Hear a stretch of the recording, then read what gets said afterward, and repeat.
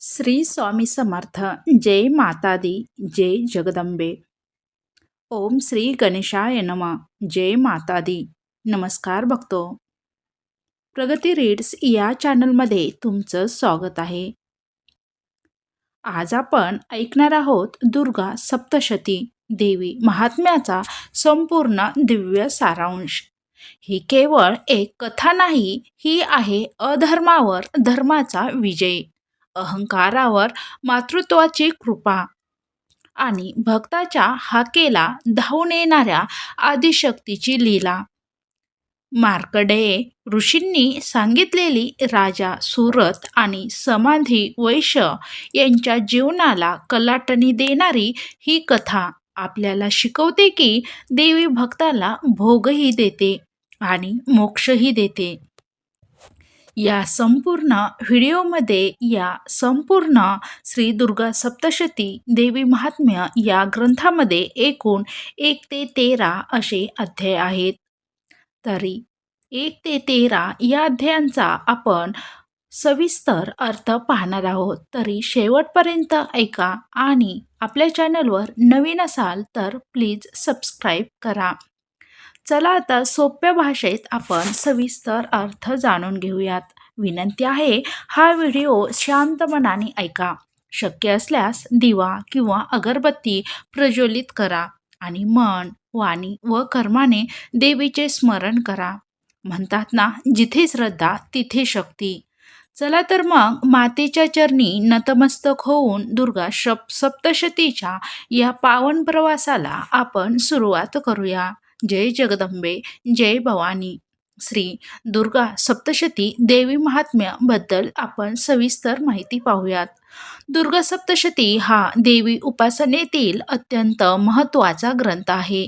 याला देवी महात्म्य किंवा चड्डीपाठ असेही म्हणतात. ग्रंथाची ओळख. ग्रंथ मार्कंडेय पुराणाचा एक भाग आहे.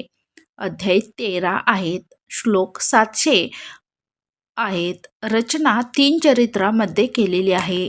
3 चरित्र. प्रथम चरित्र मधु कैटभ वध महाकाली म्हणून ओळखले जाते. मध्यम चरित्र महिषासुर वध महालक्ष्मी म्हणून ओळखले जाते आणि उत्तर चरित्र शुभ निशुभ वध महासरस्वती म्हणून ओळखले जाते. याचे महत्त्व. दुर्गा सप्तशतीत देवीचे शक्ती स्वरूप व तिच्या विविध रूपाची स्तुती आहे. नवरात्र, चंडीहोम, संकट निवारण, आरोग्य संरक्षण व आत्मबल वाढीसाठी पठण केले जाते. पठण कसे करावे? स्नान करून स्वच्छ जागी बसून श्रद्धेने पठण करावे, वाचन करावे. संपूर्ण 13 अध्याय किंवा दररोज एक अध्याय वाचावा. काही ठिकाणी कवच, अर्गला, कीलक सह पठण केले जाते. परंपरेनुसार मानसिक या पठणाने, वाचनाने, पारायणाने मानसिक शांती व आत्मविश्वास तसेच अडथळ्यावर मात, नकारात्मक शक्तीपासून संरक्षण मिळते. भक्ती व सात्विकता वाढते. हवे असल्यास दुर्गा सप्तशती मराठी सारांश पाहूयात. दुर्गा सप्तशती देवी महात्म्य हा देवीच्या पराक्रम, करुणा आणि शक्तीचे वर्णन करणारा पवित्र ग्रंथ आहे. यात देवीने दुष्ट शक्तीचा नाश करून भक्ताचे रक्षण कसे केले हे सांगितले आहे. तरी सर्वांनी शेवटपर्यंत नक्की ऐका आणि नवीन असाल तर प्लीज चॅनलला आपल्या सबस्क्राईब करा. दुर्गा सप्तशती. अध्याय 1. राजसुरत व समाधी वैश्य मायेचे गूढ. पहा. नमस्कार भक्तो. आज आपण देवी महात्म्याचा पवित्र प्रवास सुरू करीत आहोत. हा ग्रंथ केवळ कथा नसून मानवी मन, माया, आसक्ती आणि देवीची आदिशक्ती याचे अत्यंत खोल वर्णन आहे. प्राचीन काळी सुरत नावाचा एक पराक्रमी राजा होऊन गेला. तो धर्मनिष्ठ होता, न्यायाने राज्य करीत होता आणि प्रजेवर पुत्रवत प्रेम करीत होता. परंतु काळाच्या ओघात त्याच्यावर शत्रूंनी आक्रमण केले. युद्धात पराभूत झाल्यानंतर त्याचे राज्य गेले, राजसिंहासन गेले, वैभव गेले, सैन्य गेले. तरीही त्याचे मन अजूनही राज्य आणि प्रजेतच अडकून राहिले होते. म्हणजे तो किती प्रजेची काळजी घेत होता, सेवा करत होता हे यातून कळून येते. जंगलात फिरताना त्याच्या मनात एकच विचार येत असे, माझी प्रजा सुखी असेल ना? माझ्या नगराचे काय झाले असेल? स्वतः काहीच नसतानाही मन मात्र सुटत नव्हते. म्हणजे त्याचं ते कोणी नातलग जवळचं रक्ताचं नातं नव्हतं, तरी पण त्याला प्रजेची चिंता वाटत होती. स्वतः काहीच नसतानाही मन मात्र सुटत नव्हते. त्याच काळात समाधी नावाचा एक वैश्य होता. त्याने आयुष्यभर व्यापार करून धन कमावले होते. पण धनाच्या लोभामुळे त्याच्या पत्नीने, मुलांनी आणि नातलगांनी त्याला घराबाहेर काढले. ज्याच्यासाठी त्याने सर्वस्व दिले त्यांनीच त्याचा त्याग केला. शेवट पैशापेक्षा माणुसकी महत्वाची असते, वेळ महत्वाचा असतो. तोही दुःखी, निराश आणि अंतर्मुख अवस्थेत वनात भटकत होता. तो समाधी वैश्य. दैवयोगाने राजा सुरत आणि वैश्य समाधी याची भेट झाली. दोघांचे दुःख वेगवेगळे होते, पण मनाची अवस्था सारखीच होती. बोलता बोलता ते मार्कंडेय ऋषीच्या आश्रमात पोहोचले. ऋषींनी दोघांचे स्वागत केले. त्यांच्या चेहऱ्यावरचे दुःख पाहून ऋषींनी विचारले, राजा, तुझे राज्य गेले आहे, वैश्य तुझे कुटुंब गेले आहे, तरीही तुमचे मन त्या गोष्टीतून सुटत का नाही? राजा आणि वैश्य दोघेही म्हणाले, आम्हालाही कळत नाही महाराज. बुद्धी सांगते की हे सर्व क्षणभंगूर आहे, पण मन ऐकत नाही.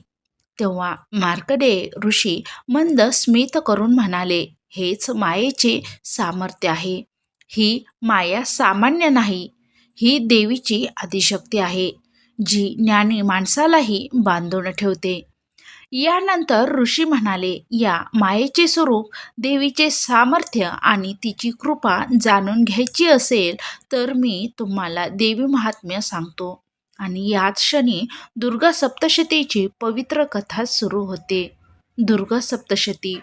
इथून पुढे आपण दुसरा अध्याय ऐकणार आहोत. अध्याय 1 इथंच सविस्तर आपण मराठी अर्थ पाहिलेला आहे. तसेच आपल्या चॅनलवर विविध ग्रंथाचे वाचन, पारायण तसेच त्याचे अर्थसहित व्हिडिओ आहेत.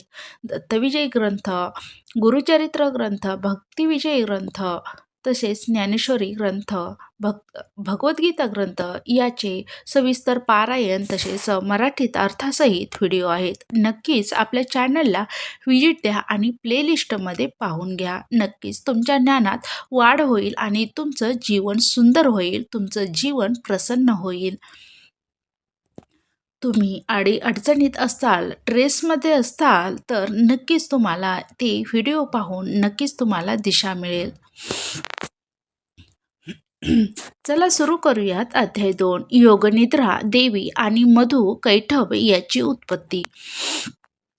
मार्कंडेय ऋषी कथा पुढे सांगू लागले. सृष्टीच्या आरंभी जेव्हा आकाश, पृथ्वी, पर्वत, नद्या काहीच अस्तित्वात नव्हते, तेव्हा सर्वत्र फक्त अथांग जलराशी होती. त्या जलावर अनंत शेषनागावर भगवान विष्णू योगनिद्रेत शयन करत होते. ती योगनिद्राच देवीचे एक स्वरूप होते. तिलाच योगनिद्रा देवी किंवा महाकाली असे म्हणतात. त्या काळी ब्रह्मदेव कमळावर बसून नवीन सृष्टीची रचना करीत होते. अचानक भगवान विष्णूच्या कानातील मळापासून 2 भयंकर असुर उत्पन्न झाले. एकाचे नाव मधु आणि दुसऱ्याचे नाव कैटभ होते. हे दोघे अत्यंत बलाढ्य, अहंकारी आणि क्रूर होते. सृष्टीच्या उत्पत्तीचे कार्य करणाऱ्या ब्रह्मदेवाला पाहून त्यांना क्रोध झाला. त्यांनी ब्रह्मदेवाला ठार मारण्याचा निश्चय केला. तलवारी घेऊन ते ब्रह्मदेवांकडे धावले. ब्रह्मदेव भयभीत झाले. त्यांना समजले की या संकटातून केवळ आदिशक्तीच वाचू शकते. तेव्हा त्यांनी विष्णूच्या योगनिद्रेला उद्देशून अत्यंत भक्तिभावाने स्तुती सुरू केली. ब्रह्मदेव म्हणाले, हे देवी, तूच बुद्धी आहेस, तूच स्मृती आहेस, तूच निद्रा आहेस. संपूर्ण विश्व तुझ्यामुळे चालते. हे महाकाली, कृपा करून विष्णूंना जागृत कर, अन्यथा सृष्टीचा नाश होईल. ब्रह्मदेवाची स्तुती ऐकून योगनिद्रा देवी प्रसन्न झाली. ती विष्णूच्या नेत्रामधून हळूहळू दूर झाली. भगवान विष्णू जागृत झाले. जागे होताच विष्णूंनी मधू आणि कैटभ यांना पाहिले. ते दोघे ब्रह्मदेवावर आक्रमण करण्यास सज्ज होते. विष्णूंनी त्वरित शस्त्र उचलले आणि त्या असुराशी युद्ध सुरू झाले. हे युद्ध सामान्य नव्हते. हजारो लाखो वर्ष चालले. पृथ्वी, आकाश आणि पाताळ थरथर कापू लागले. पण मधू आणि कैटभ यांना वरदान होते की ते केवळ स्वतःच्या इच्छेनेच मरू शकतात. त्यामुळे विष्णूंनाही त्याचा वध करणे कठीण जात होते. तेव्हा भगवान विष्णूंनी पुन्हा देवीचे स्मरण केले. देवीने त्यांच्या बुद्धीत योग्य युक्ती उत्पन्न केली. विष्णूंनी मधू आणि कैटभ यांची स्तुती केली. त्या स्तुतीने ते असुर प्रसन्न झाले. त्यांनी विष्णूंना वरदान मागण्यास सांगितले. विष्णूंनी उत्तर दिले, माझे वरदान हेच की तुम्ही दोघेही माझ्या हातून मरण पावाल. अहंकाराने आंधळे झालेले मधू आणि कैटभ हसून म्हणाले, आम्हाला चालेल, पण जिथे पृथ्वीवर पाणी नसेल तिथेच आमचा वध कर. विष्णूंनी त्याच क्षणी दोघांना आपल्या मांडीवर घेतले, कारण विष्णूंची मांडी ही ना पृथ्वी होती ना जल. योग्य क्षणी त्यांनी चक्र चालवले आणि मधू व कैटभ यांचा वध केला. असुराचा नाश होताच ब्रह्मदेवाने पुन्हा देवीची स्तुती केली. देवी प्रकट होऊन म्हणाली, हे ब्रह्मदेवा, जेव्हा जेव्हा संकट येईल तेव्हा माझे स्मरण कर. मी सदैव भक्ताचे रक्षण करीन. असे सांगून देवी अंतर्धान पावली. मार्कंडेय ऋषी म्हणाले, हे राजा आणि वैश्य, अशा प्रकारे देवीने प्रथम सृष्टीचे रक्षण केले. इथे अध्याय 2चा अर्थ संपलेला आहे. आता पाहूयात अध्याय 3. मधू, कैटभ वध आणि देवीची महिमा हे अध्याय 3 मध्ये पाहूयात. मार्कंडेय ऋषी कथा पुढे सांगू लागले. भगवान विष्णूंनी आपल्या मांडीवर मधू आणि कैटभ यांचा वध केल्यानंतर संपूर्ण सृष्टीत शांतता पसरली. जलराशी स्थिर झाली. आकाश निर्मळ झाले. सृष्टीचे कार्य पुन्हा सुरळीत सुरू झाले. हा अद्भुत पराक्रम केवळ विष्णूचा नव्हता, तर त्यामागे देवीची अदृश्य कृपा होती. हे ब्रह्मदेव जाणून होते. म्हणूनच त्यांनी लगेच आदिशक्ती देवीची स्तुती करण्यास सुरुवात केली. ब्रह्मदेव म्हणाले, हे देवी, तूच सृष्टीची जननी आहेस. तूच बुद्धी, तूच निद्रा, तूच क्षुधा आणि तूच तृष्णा आहेस. देव, दानव, मानव सर्वजण तुझ्यामुळेच कार्यरत आहेत. तुझ्या विना कोणालाही काहीच करता येत नाही. विष्णुदेव पुढे म्हणाले, हे महाकाली, तू अज्ञानरूपी अंधार दूर करणारी आहेस. तूच मायेचे बंधन घालणारी आहेस आणि ते तोडणारीही तूच आहेस. ज्याच्यावर तुझी कृपा होते त्याला मुक्ती प्राप्त होते. ब्रह्मदेवाची ही स्तुती ऐकून देवी अत्यंत प्रसन्न झाली. ती सौम्य स्वरात प्रकट झाली आणि म्हणाली, हे ब्रह्मदेवा, तू योग्यच बोललास. मीच सर्वत्र आहे. जेव्हा जेव्हा संकट येईल तेव्हा मी अवश्य प्रकट होईन. देवी पुढे म्हणाली, या विश्वात जे काही शुभ अशुभ घडते त्यामागे माझीच शक्ती कार्यरत असते. जो माझे स्मरण श्रद्धेने करील त्याचे भय, दुःख आणि अज्ञान नष्ट होईल. असे सांगून देवी अंतर्धान पावली. मार्कंडेय ऋषी राजा सुरत आणि समाधी वैश्य यांना उद्देशून म्हणाले, हे राजा, हे वैश्य, या कथेवरून एक गोष्ट स्पष्ट होते. कितीही सामर्थ्य असले तरी देवीच्या कृपेशिवाय विजय मिळत नाही. ऋषी पुढे सांगतात, मधू आणि कैटभ हे अज्ञान आणि अहंकाराचे प्रतीक होते. देवीच्या कृपेनेच त्यांचा नाश झाला. जो मनुष्य आपल्या अहंकाराचा त्याग करून देवीला शरण जातो तोच खरा विजयी ठरतो. राजा सुरत आणि समाधी वैश्य हे सर्व ऐकून अंतर्मुख झाले. त्यांना आपल्या मनातील आसक्तीची मूळ कळू लागले. देवीचा महिमा आणि त्यांच्या हृदयात खोलवर रुजत गेला. मार्कंडेय ऋषी म्हणाले, आता मी तुम्हाला पुढील चरित्र सांगतो, ज्यामध्ये देवीने महिषासुरासारख्या अत्याचारी असुराचा नाश केला. इथे अध्याय 3चा सविस्तर अर्थ संपलेला आहे. पुढील अध्यायात अध्याय 4 मध्ये पाहूयात महिषासुराचा उदय आणि देवाचा पराभव. मार्कंडेय ऋषी कथा पुढे सांगू लागले. मधु आणि कैटभ याचा नाश झाल्यानंतर बराच काळ शांतता नांदत होती. देव आपापल्या लोकात सुखाने राहत होते.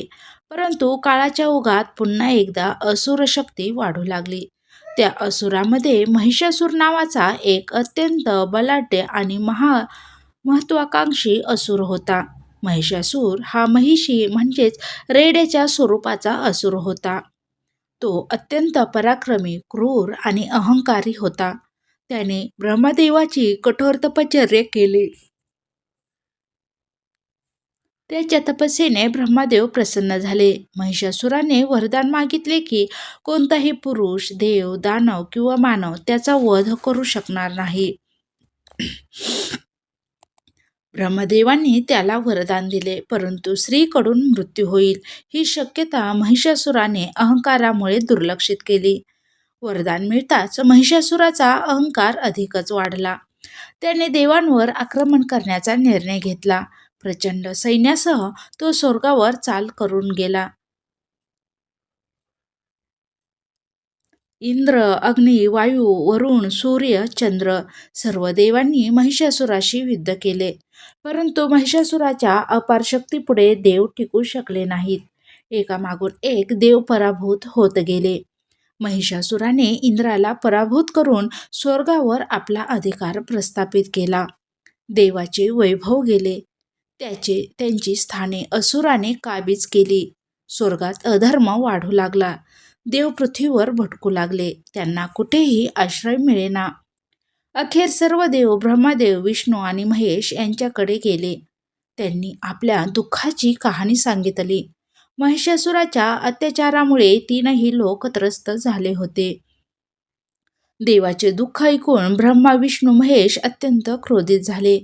त्यांच्या क्रोधातून एक अद्भुत तेज बाहेर पडू लागले. त्या तेजापासून एक दिव्य स्त्रीरूप आकार घेऊ लागला. ती स्त्री म्हणजेच आदिशक्ती देवी होती. देवाचे तेज एकत्र घेऊन त्या देवीचे शरीर निर्माण झाले. तिच्या मुखावर अपार तेज होते. तिच्या नेत्रात करुणा आणि पराक्रम एकत्र दाटले होते. तिच्या प्रकट होताच संपूर्ण सृष्टी प्रकाशित झाली. महिषासुराच्या विनाशासाठी देवीने अवतार घेतला आहे हे सर्व देवांना कळून चुकले. मार्कंडेय ऋषी म्हणाले, हे राजा, हे वैश्य हा देवीचा दुसरा महापराक्रम आहे. पुढील अध्यायात मी तुम्हाला देवीचे पूर्ण रूप, तिची शस्त्रे आणि तिचा रणप्रवेश सांगणार आहोत. इथे अध्याय 4 पूर्ण समाप्त झालेला आहे. पुढे पाहूयात अध्याय 5 मध्ये देवीचे महालक्ष्मी रूप आणि रणसज्जता. मार्कंडेय ऋषी कथा पुढे सांगू लागले. देवाच्या तेजातून जे दिव्य स्त्रीरूप प्रकट झाले होते ते केवळ सौंदर्याचे नव्हे तर अपार शक्तीचे प्रतीक होते. त्या देवीचे तेज इतके प्रखर होते की तिच्याकडे थेट पाहणेही अशक्य वाटत होते. तिच्या मुखावर करुणा होती, पण नेत्रात अधर्माचा नाश करण्याचा दृढ निश्चय स्पष्ट दिसत होता. देवांना समजले की ही सामान्य स्त्री नसून हीच आदिशक्ती आहे. स्त्री सृष्टीची रचना करते, पालन करते आणि आवश्यक तेव्हा संहारही करते. देवांनी नम्रतेने देवीला प्रणाम केला. सर्वप्रथम भगवान शंकर पुढे आले. त्यांनी आपल्या त्रिशूळाला देवीला अर्पण केले. विष्णूंनी आपले सुदर्शन चक्र दिले. ब्रह्मदेवाने कमंडलू आणि माळ अर्पण केली. इंद्राने आपले वज्र देवीच्या हातात दिले. अग्निदेवांनी शक्ती दिली. वायुदेवांनी धनुष्य बाण अर्पण केले. वरुण देवांनी पाश दिला. सूर्यदेवांनी आपल्या तेजाचा अंश दिला. चंद्रदेवांनी शीतल प्रकाश दिला. कुबेराने धन आणि ऐश्वर्याचे प्रतीक अर्पण केले. प्रत्येक देवाने आपापली श्रेष्ठ शक्ती देवीमध्ये विलीन केली. त्यामुळे देवी अधिकच तेजस्वी झाली. तिचे अनेक प्रकट तिचे अनेक हात प्रकट झाले आणि प्रत्येक हातात दिव्य आयुधे चमकू लागली. देवी सिंहावर आरूढ झाली. सिंह तिच्या पराक्रमाचे आणि निर्भयतेचे प्रतीक होता. सिंहाच्या गर्जनेने तीनही लोक थरथर कापू लागले.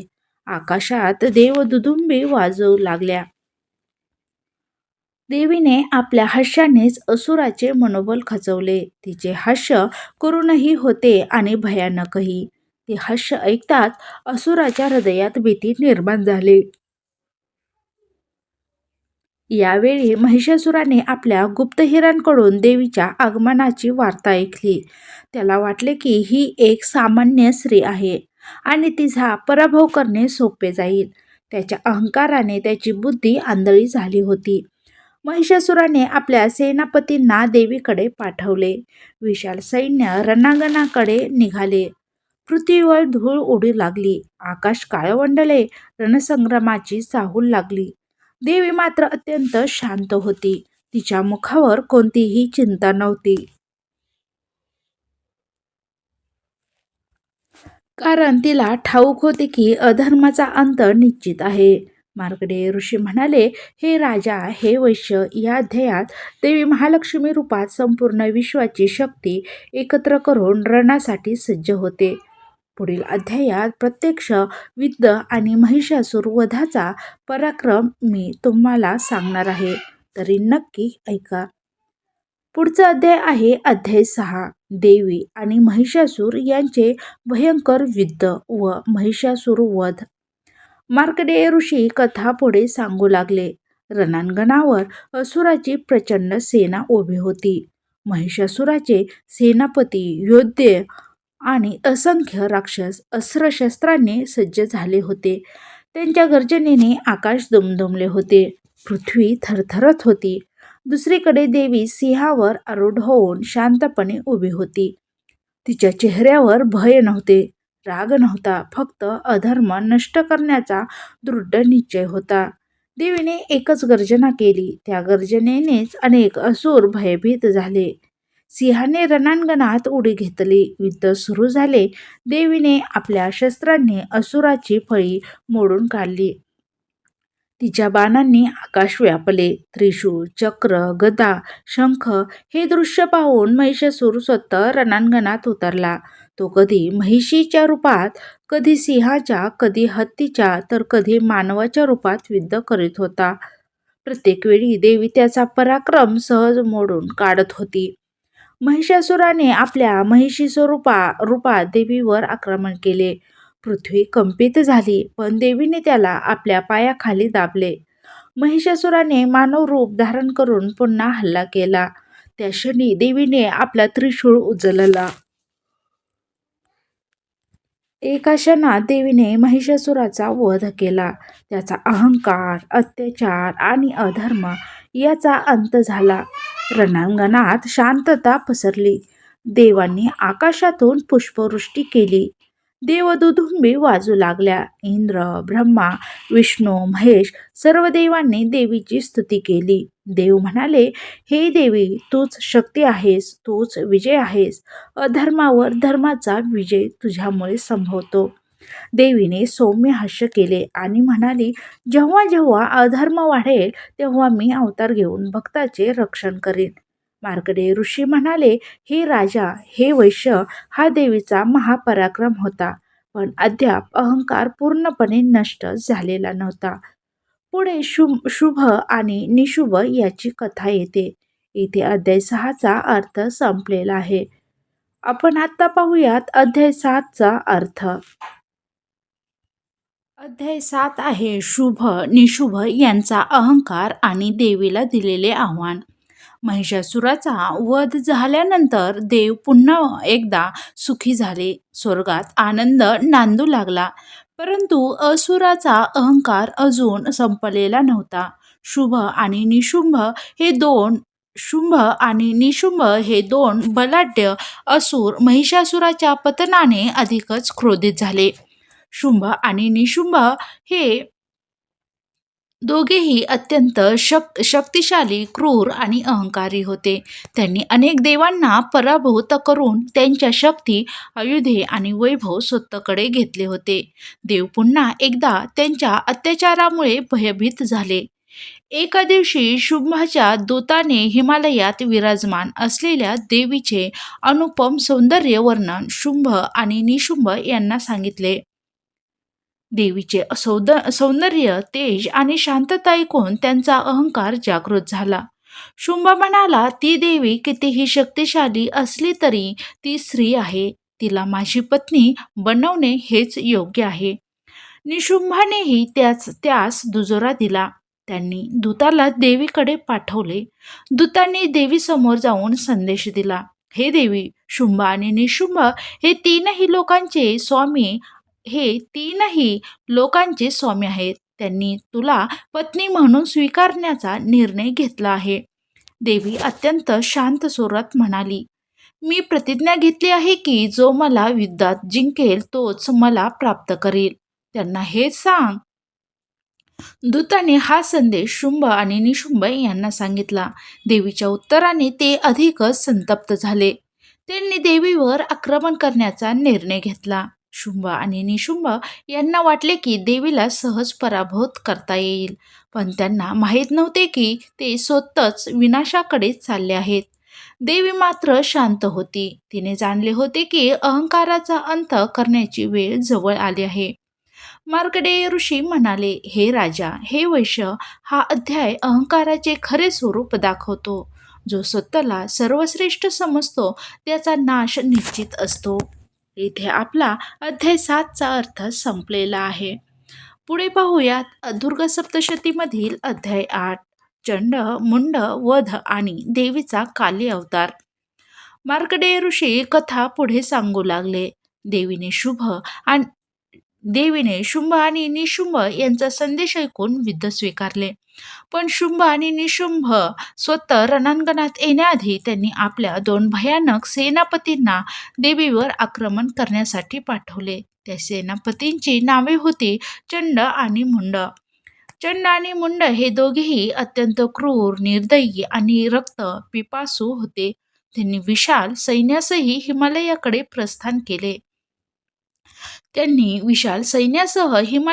प्रस्थान केले. त्यांच्या आगमनाने पृथ्वी थरथर कापू लागली. आकाश काळवंडले, नद्या उसळू लागल्या. देवी हिमालयात शांतपणे विराजमान होती. तिच्या मुखावर कोणताही भयभाव नव्हता. पण असुराचे अत्याचार पाहून तिचा अंतःकरणात क्रोध जागृत होऊ लागला.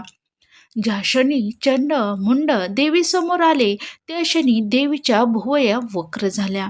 तिच्या ललाटातून एक भीषण स्वरूप प्रकट झाले. ती काळ्या वर्णाची, विक्राळ दातांची, रक्तवर्णी नेत्राची देवी होती. तिलाच काली म्हणतात. कालीने रणांगणात उडी घेतली. तिच्या गर्जनेने असुर भयभीत झाले. ती अत्यंत वेगाने असुराचा संहार करू लागली. तिच्या हातातील खड्ग आणि शस्त्रांनी असुराचे तुकडे उडवले. चंड आणि मुंड यांनी कालीवर हल्ला केला, पण कालीदेवीने क्षणार्धातच त्यांचा नाश केला. तिने चंड आणि मुंड यांचे शिरच्छेद करून ते देवीसमोर अर्पण केले. या पराक्रमामुळे देवीला चामुंडा हे नाव प्राप्त झाले. देव आकाशातून पुष्पवृष्टी करू लागले. देवीचा पराक्रम पाहून संपूर्ण सृष्टी अचंबित चकित झाली. मार्कंडेय ऋषी म्हणाले, हे राजा, हे वंश, हा अध्याय दाखवतो की जेव्हा अधर्म अत्यंत वाढतो तेव्हा देवी आपले उग्र रूप धारण करून त्याचा नाश करते. इथे अध्याय 8चा सविस्तर अर्थ पूर्ण झालेला आहे. पुढच्या अध्यायात दुर्गा सप्तशतीच्या अध्याय 9 मध्ये आपण पाहणार आहोत रक्तबीज वध आणि देवीचा अद्वितीय पराक्रम. मार्कंडेय ऋषी कथा पुढे सांगू लागले. चंड आणि मुंड यांचा वध झाल्याची वार्ता शुंभ आणि निशुंभ यांना समजली. ते प्रचंड संतप्त झाले. त्यांनी आपल्या सर्वात भयानक असुरांना रणांगणात उतरवले. त्यापैकी रक्तबीज हा एक अत्यंत भयानक आणि वरदानप्राप्त असुर होता. रक्तबीजाला असे वरदान मिळाले होते की त्याचे रक्त जमिनीवर पडले की त्या प्रत्येक थेंबातून नवीन रक्तबीज उत्पन्न होईल. त्यामुळे त्याचा वध करणे अशक्य वाटत होते. नीट ऐका. ती बातमी चंड आणि मुंड यांचा वध झाल्याची वार्ता शुंभ आणि निशुंभ यांना समजली. ते प्रचंड संतप्त झाले. त्यांनी आपल्या सर्वात भयानक असुरांना रणांगणात उतरवले. त्यापैकी रक्तबीज हा एक अत्यंत भयानक आणि वरदान प्राप्त असुर होता. रक्तबीज हे एका असुराचं नाव आहे. रक्तबीजाला असे वरदान मिळाले होते की त्याचे रक्त जमिनीवर पडले की त्या प्रत्येक थेंबातून नवीन रक्तबीज उत्पन्न होईल. त्यामुळे त्याचा वध करणे अशक्य वाटत होते. रक्तबीज रणांगणात उतरला. देवीच्या सैन्याने आणि मातृकांनी त्यांच्यावर आक्रमण केले. परंतु ज्या ज्या वेळी रक्तबीज जखमी होत होता त्या त्यावेळी जमिनीवर पडलेल्या रक्तातून असंख्य नवीन असुर उत्पन्न होत होते. रणांगण अधिकच भयावह होत गेले. ही परिस्थिती पाहून देवीने कालीला आदेश दिला. कालीने आपले विशाल मुख उघडले आणि रक्तबीजाचे रक्त जमिनीवर पडण्याआधीच ते पिऊन टाकू लागली. काली रणांगणात नाचू लागली. तिच्या उग्र नृत्याने असुर भयभीत झाले. रक्तबीज जखमी होत गेला, पण त्याचे रक्त जमिनीवर पडू न दिल्यामुळे नवीन असुर उत्पन्न होऊ शकले नाहीत. अखेर रक्तबीज पूर्णपणे शक्तिहीन झाला. देवीने त्याचा वध केला. रणांगणात शांतता पसरली. देवांनी आकाशातून पुष्पवृष्टी केली. मातुकांनी देवीची स्तुती केली. मार्कंडेय ऋषी म्हणाले, हे राजा, हे वंश, रक्तबीज हा मनातील वासनाचे प्रतीक आहे. ज्या ज्या वेळी वासना दडपण्याचा प्रयत्न होतो त्या त्यावेळी ती अधिक वाढते, पण देवीच्या ज्ञानरूपी शक्तीनेच तिचा पूर्ण नाश होतो. इथे आपण अध्याय 9चा सविस्तर अर्थ पाहिलेला आहे. पुढचा अध्याय श्री दुर्गा सप्तशती यातील अध्याय 10 आहे. निशुंभ वध, अहंकाराचा प्रारंभिक अंत येथे पाहूयात. मार्कंडेय ऋषी कथा पुढे सांगू लागले. रक्तबीजाचा नाश झाल्याचे पाहून संपूर्ण असुरसेना भयभीत झाली. रणांगणात असुराचे मनोबल पूर्णपणे खचले होते. परंतु निशुंभ अजूनही अहंकाराने भरलेला होता. त्याला वाटत होते की देवी ही केवळ ब्रह्म आहे आणि स्वतःच्या शक्तीनेच तो विजय मिळवू शकतो. निशुंभ स्वतः रणांगणात उतरला. त्याचे शरीर शस्त्रांनी सज्ज होते. त्याच्या गर्जनेने पृथ्वीवर थरथर कापली.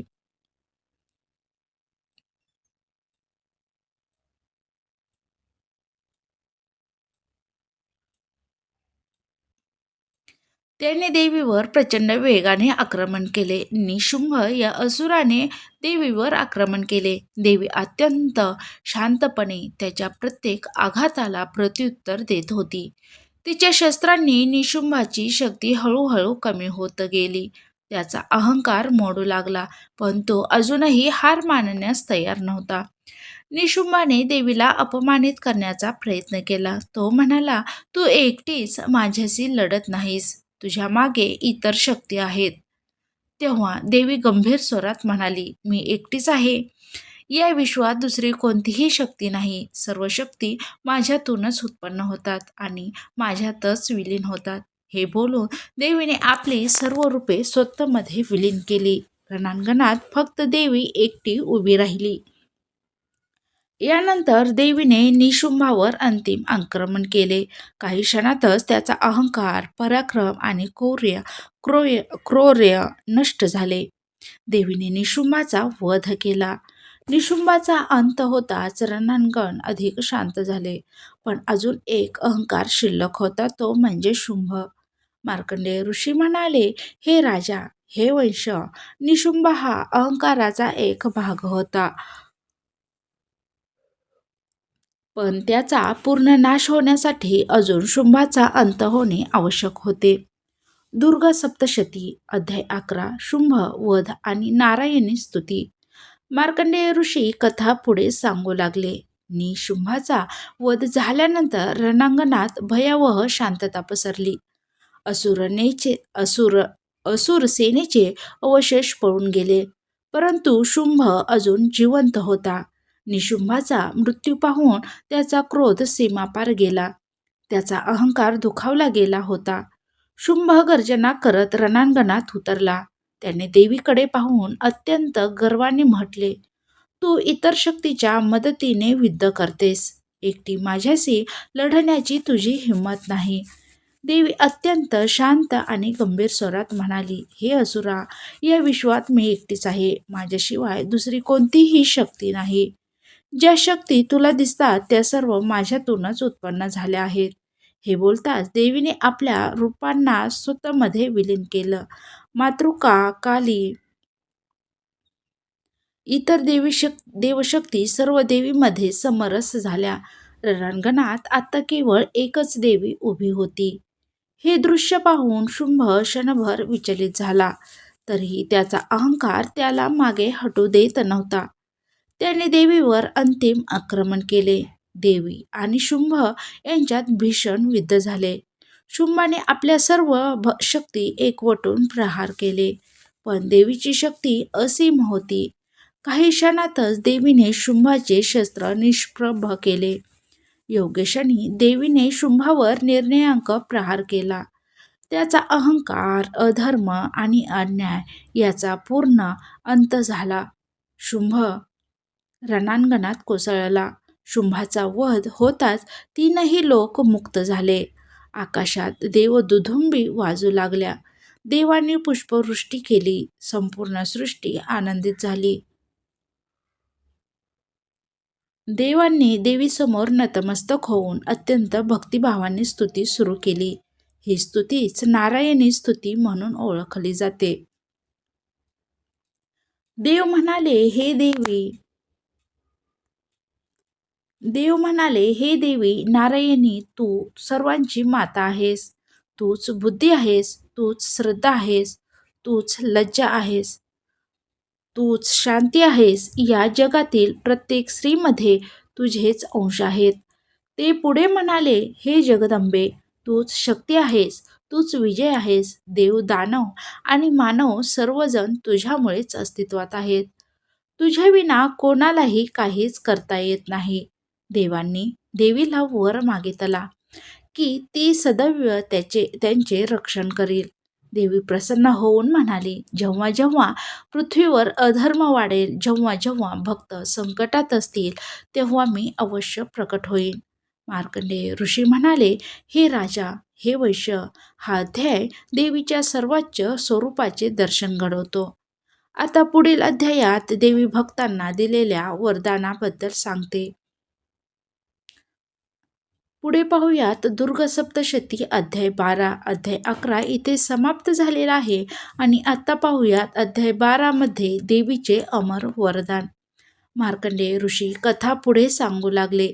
शुंभ आणि निशुंभ यांचा संपूर्ण नाश झाल्यानंतर तीनही लोकात पुन्हा एकदा शांती नांदू लागली. देव भयमुक्त झाले. स्वर्ग पुन्हा उजळून निघाला. पण देवाच्या मनात एक भीती शिल्लक होती. भविष्यात पुन्हा असा अधर्म वाढला तर काय होईल, ही चिंता मनात धरून सर्व देव देवीसमोर नतमस्तक झाले. अत्यंत नम्रतेने त्यांनी देवीची प्रार्थना केली.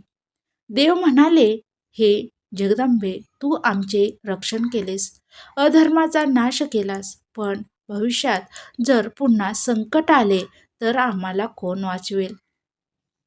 देवी अत्यंत करुणेने देवाकडे पाहू लागली. तिच्या मुखावर मातेसारखी माया होती. ती सौम्य स्वरात म्हणाली, हे देवांनो, तुम्ही चिंता करू नका. जेव्हा जेव्हा पृथ्वीवर अधर्म वाढेल, जेव्हा जेव्हा दुष्ट शक्ती उग्र होतील, तेव्हा तेव्हा मी अवश्य प्रकट होईन.